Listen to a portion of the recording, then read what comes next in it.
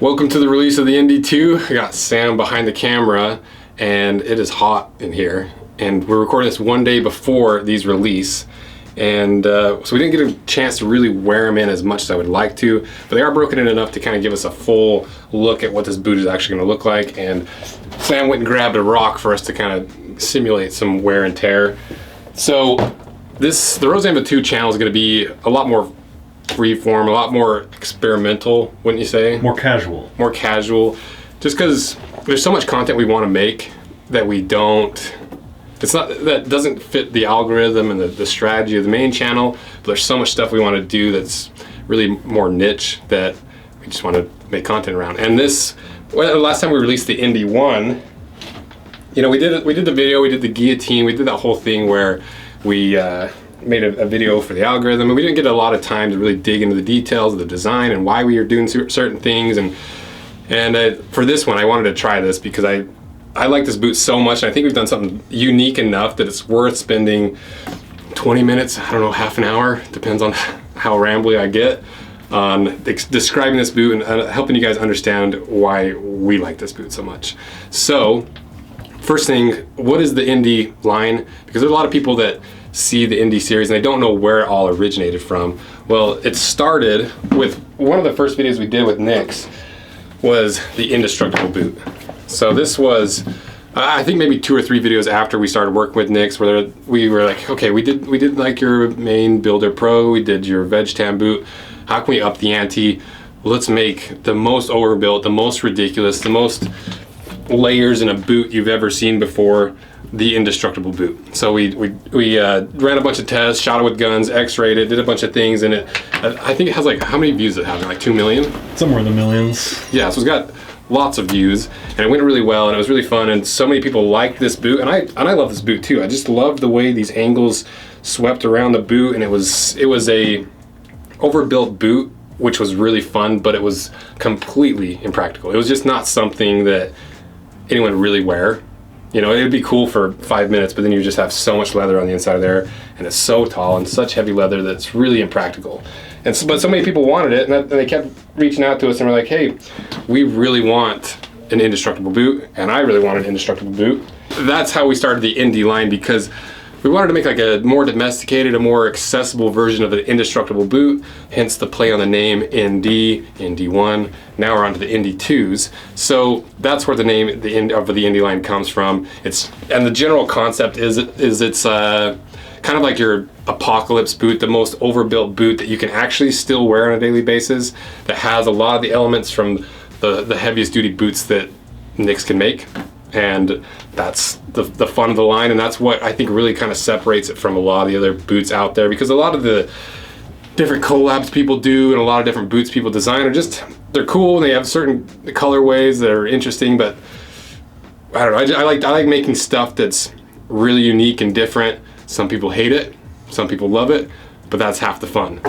So that's kind of the purpose of the ND line and how it all started. So to give you kind of a history of what the ND series is and where it came from and all the different variations that started here and ended up here, let's go through the lineage, let's go through the history of the Indestructible series, because I think it's pretty interesting. And I love doing this kind of stuff with anything that people have designed or anything I've designed. I love seeing the concept to finished product and how it all happened. So, like I showed you, the Indestructible Boot that we shot, water jetted. What else did we do to it? There was like another on fire. Lit it on fire. No, too early. Yeah, too early for the guillotine. So then next was the ND1, and this boot, I really love this boot. And this boot was the first collab boot we did, and it did really well. We sold all 500 pairs in 3 days. And initially when it first launched, people did not like it because they're like, oh, we don't like two-tone boots. That's too overbuilt. It's gonna be so uncomfortable. And it is, but it's so cool. And I loved everything about it. But the problem was, it took a lot of convincing to get Nix and the Nix employees to be willing to make this boot, because it's basically a double layer boot all the way around except for on this side. And so, you know, they were willing to do 500 of them, but it was so overbuilt that they were like, okay, let's do the ND1 once. We can't keep doing this. Our employees, and I even met some of the guys that are making these boots, and they're super nice, but they definitely were like, we did not like making your boots. And so so it was cool for one time, but we had to change it up. We got to figure out something else to do. And so the next version of the boot, instead of listening to Nix, I was like, but what if instead of doing what you recommended, we just made it more beefy? And so I was like, will you just please make me like a double lineman boot? I want like a version of the Indestructible Boot that has a double lineman patches, everything on it, but on the ND1 platform, just to try it. I want to try some of the features out. Let's just see what it does. And so they made me this boot. So this would technically be the ND2 version 1, ND right? 1.5. Yeah, yeah, somewhere along those lines. Because this was made after the launch of the ND1. So double lineman patched up. You know, we got the 1964 leather on the inside, the brown wax flesh on the outside, and the heaviest duty boot ever. But it's completely overbuilt for no reason. You don't get a whole lot of extra benefits from it. It's really heavy, and it's pretty tough to break in, and even harder to wear on a regular basis because you're flexing several different layers of leather at any given point in the boot. But still cool and completely impractical for Nix to make. And I don't think the employees at Nix, which are so nice, I don't think they'd have me back. So we're like, okay, what can we do differently? How can we mix up the ND series for the official ND2? So we talked to Nix again, and one of the guys at Nix was like, what if we did, instead of like the lineman patch and the toe cap overlapping like we do here, what if we just made it smaller and we did like a traditional lineman patch with that eyelet on it and still kept the toe cap but spaced it out enough that we had room for the boot to flex and the guys that are lasting the boot to make it easier. So they came up with this idea, and I was all on board for it, and they were on board for it. And sometimes concepts are better in your head than they are in reality, because once Nix made this boot for me to kind of look at, this is as far as we got with it, it just didn't hit the mark. You know, in my head it was a really cool idea, and I think the guys at Nix thought it was a really good idea, but it just is kind of blocky and chunky, and you have this spot where the leather's going to overlap, and the sizing would create a lot of issues. But it kind of spurred on what eventually we would design in the ND2, and that's something about like designing that like we talk about. Is like, you don't really know what you want until you see what you don't want, right? Trial and error. So, you know, I think it was an important stepping stone, and I'm super glad Nix actually sent us this, so thanks to Nix. So this was, I don't know, how many weeks ago do you think? Like 5 weeks ago? Yeah, a month or two. Yeah, so we were on a bit of a time crunch, and so because we thought that idea was going to work, so we're like, okay. Nix was like, we got to come up with a concept. Let's get this thing figured out. Come up with a design. So Sam and I sat down, and I was like, Sam, what about this? And Sam would draw a design. I'm like, I don't want that. That doesn't look good. What about this? And so we just went back and forth, trying to figure out what exactly we wanted to do and how it would work, and more importantly, what was like the concept of what we're trying to do. Because initially, I think when we were designing it, we're like, what if we put this here? What if we put this here? And it wasn't. It was a form over function designing process, and then we flipped it. We're like, okay, what are we actually trying to do? Like, what is the purpose of the boot that we're trying to design for the ND2? And so then that's when we came up with a different style of lineman patch, because all the lineman patches out there, you know, like let's show you just like the ND one. The lineman patch design, this is an extra layer of leather that is supposed to protect your boots and your instep when you're climbing telephone poles and electrical poles as a lineman for the county. But you know, the majority of people buying these are not linemen. They don't really need this patch for that. But it was a cool like design aesthetic based on function. Style looks good. Yeah. So and this boot was designed function first and then form second. And so we're like, okay, well, as a boot owner, most of us aren't going to be linemen. How do we make a boot that's going to be the apocalypse version, the overbuilt boot, just to make it overbuilt? What can we add to the boot that we see a general wear spot that we can improve? So that's when we're like, okay, well, what if we put a lineman patch that was smaller, but instead of putting it over where the instep, or what is it? Is that the instep, the inside of your foot? I think so. Like the inside of your foot, instead of putting it there where you're to protect it from climbing poles, we're like, what if we put a lineman patch over your metatarsal knuckle, which Colin called what? The Met Cap. Met Cap, which is on your foot. It's your first big knuckle. And for me as a boot owner, and especially where I've done a lot of construction, I've done a lot of motorcycle work, beating around them on the farm, just general wearing of boots, I've noticed there is a good amount of wear right there. Is it a necessary patch to make the boot last longer? Not necessarily, but once again, we're designing a boot function first because it's the Indy line and trying to make the form fit the function. And so we designed this patch, sent it over to Nick's, and we're like, we think we got something cool here. We think we've got a new style of boot that no one's done before, a really beefy style of construction with the patches that we think people really like. So we sent it to Nick's, and Nick's was like, we'll do our best. Let's give it a shot. Let's see what our guys can do. So that's when they sent us this, and this would be prototype number 2. Oh, I skipped a step. 2.1. And I forgot to mention the way we came up with this concept, and part of the big inspiration was this boot. This is one of my favorite boots that you guys have probably never seen on the channel. And I was just late night surfing the internet, and I was like, you know, I'm gonna look at some more indestructible boot inspiration. I'm gonna look at some lineman boots. And this beauty popped up on eBay, and I was like, click, buy, I need this. And I have yet to wear it because it's too big for me. But I was like, I like this boot. I like the angles of it. I like how it's a non-lace-to-toe boot with a lineman patch. And I like the way that the angles cut in and how it kind of cupped around the side of your foot and did protect that Met Cap, your metatarsal knuckle. And so it just kind of sat on the shelf, and I looked at it from time to time, and that's kind of where we're like, okay, now's the time to make our version of that boot.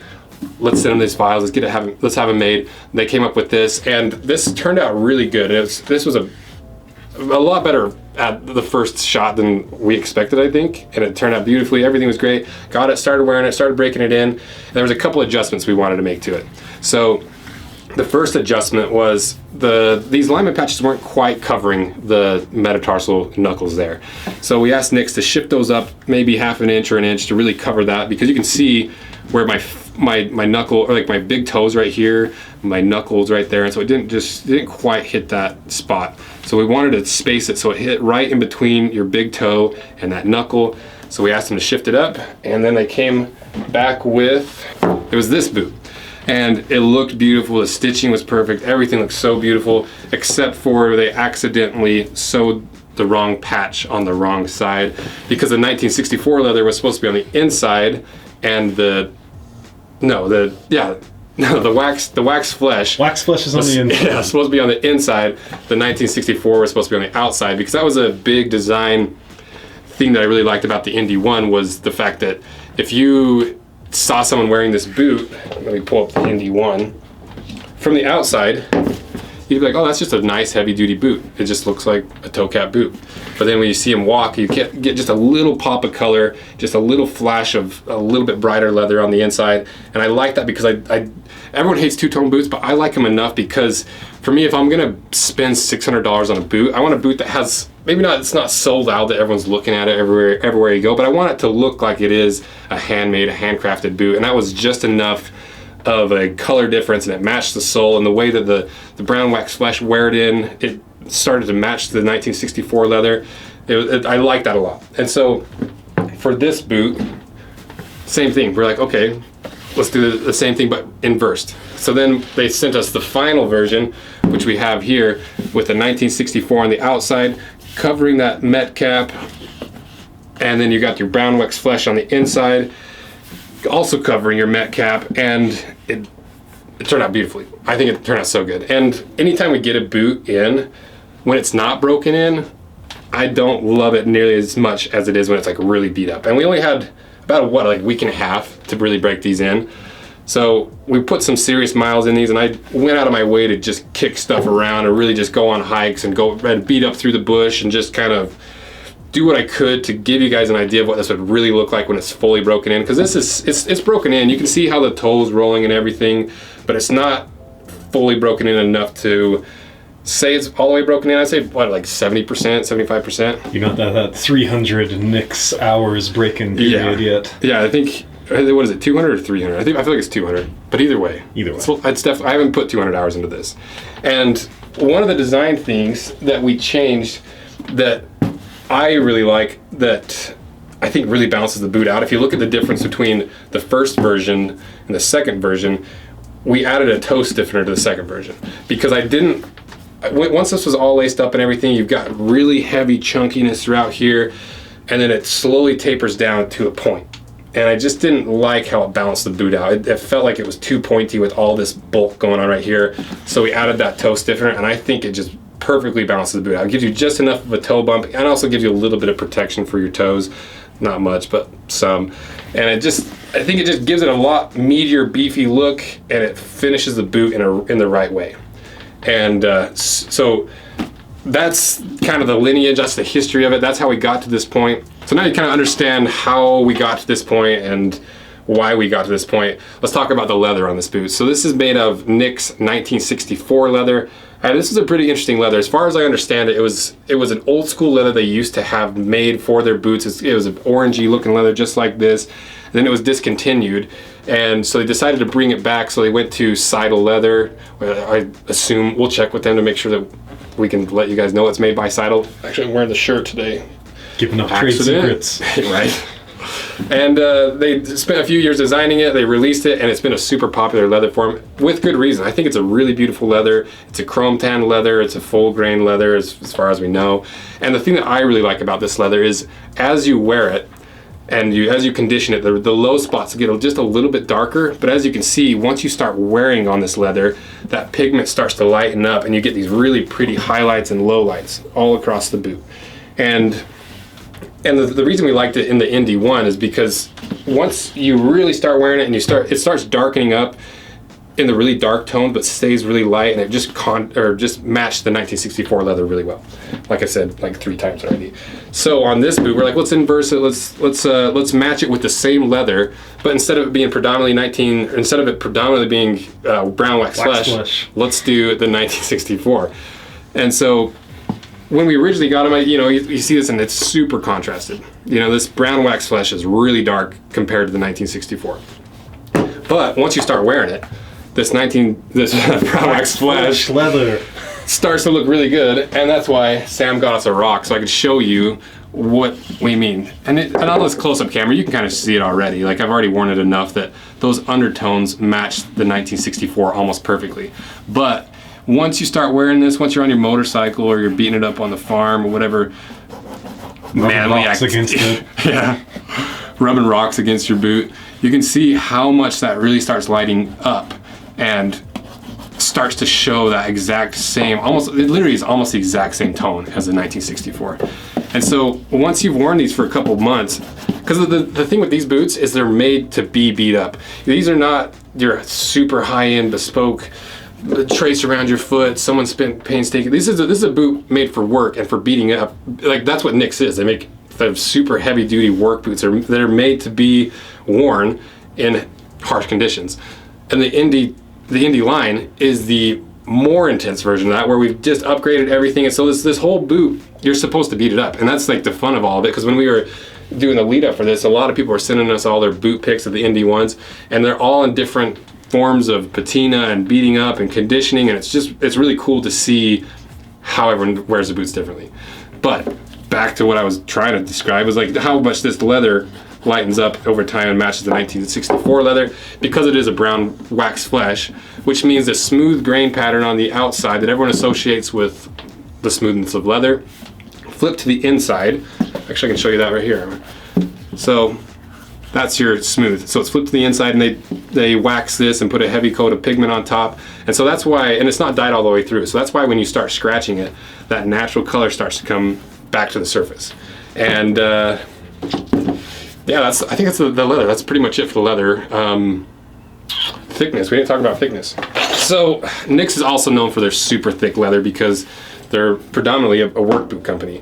And when we look at sneakers, most sneakers are 1.5 millimeters. Most work boots, like your Red Wings and Danners, are about 2 to 2.5 millimeters at the thickest. Well, NIX, this 1964 leather comes in at 3.4 millimeters thick. So a whole extra millimeter thicker than most boots that you can buy on the market. And so, once again, another reason why these are so beefy, these are so overbuilt for beating these boots up. Next to the design lines. And this is something that, I think it is something in design, like design lines, but we wanted to make this boot to a certain aesthetic, I guess.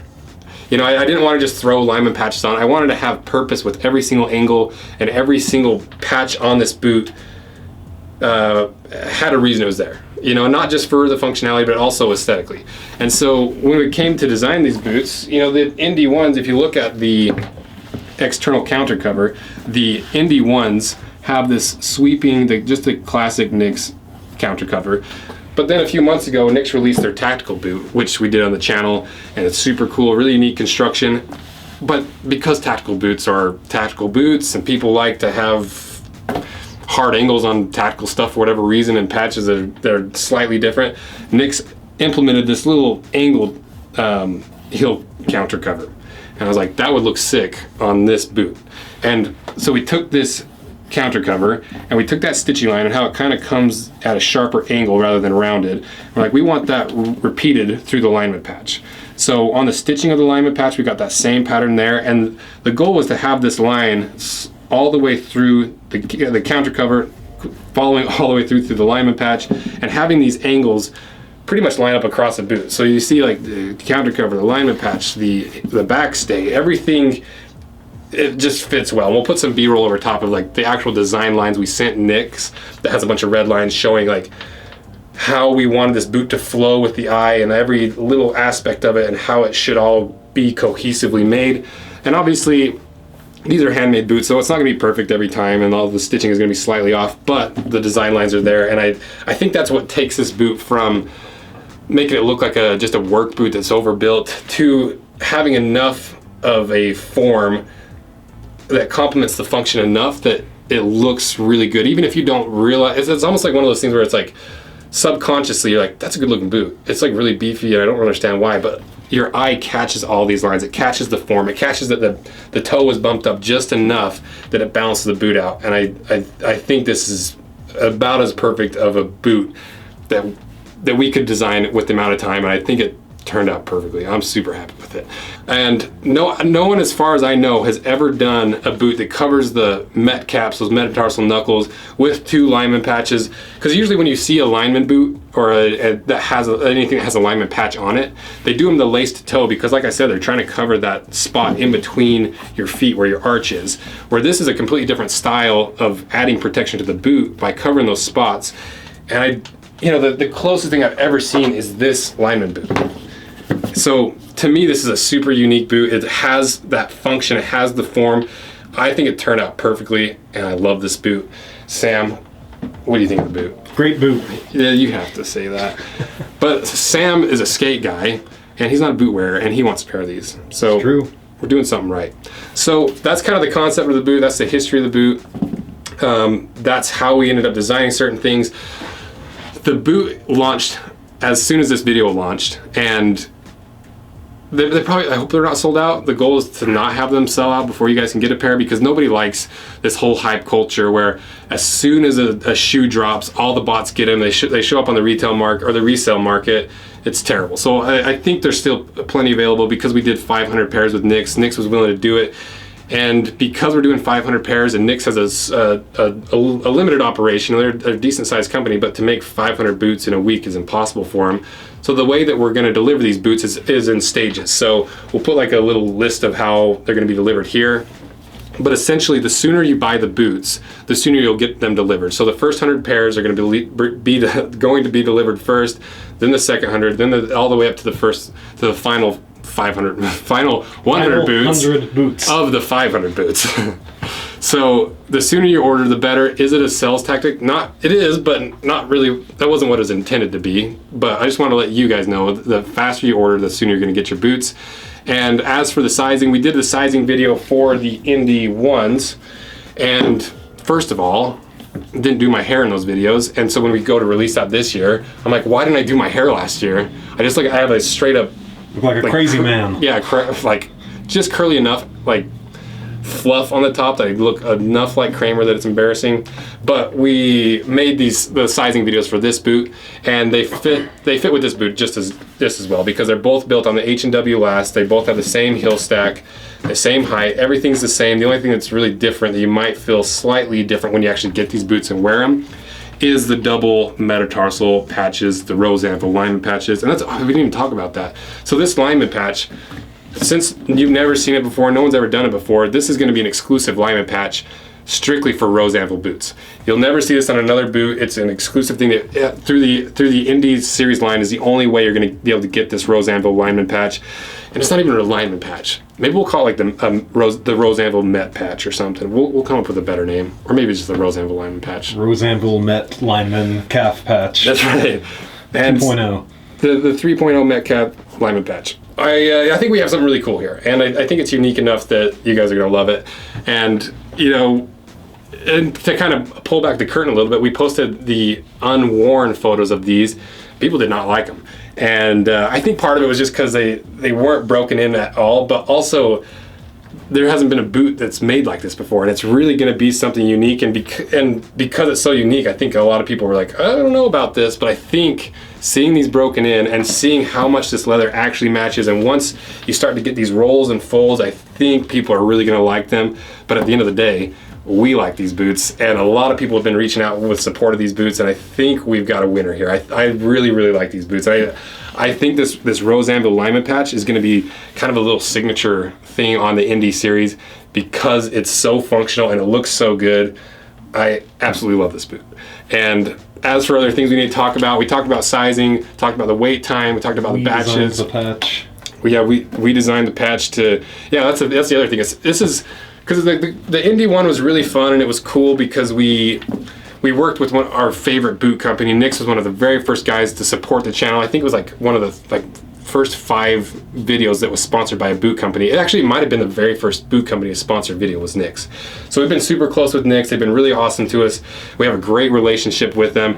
And when we designed this boot with them, the first collab boot, we didn't really design much of it. We just kind of were like, all right, what's some cool leathers? What's some different features we could implement into this boot? So we took their lineman patch, threw it on the side, changed the color, took the toe cap that they already had, put it on the toe cap, just like, we just cookie cutter made a boot. This is the first time that we've actually made a specific pattern on a boot and really made a boot a little bit closer to a fully customized Rose Anvil boot, and I love it. So I don't know. I think that's pretty much it. I think that's everything we need to talk about. Go get them before they're gone. This is the last time that we'll ever do this specific colorway. We'll never do the 1964 majority with the brown wax flesh on the inside. It's the last time we'll do it. So if you like this boot, you got to get it. And I hope by the time you're watching this, they're still available.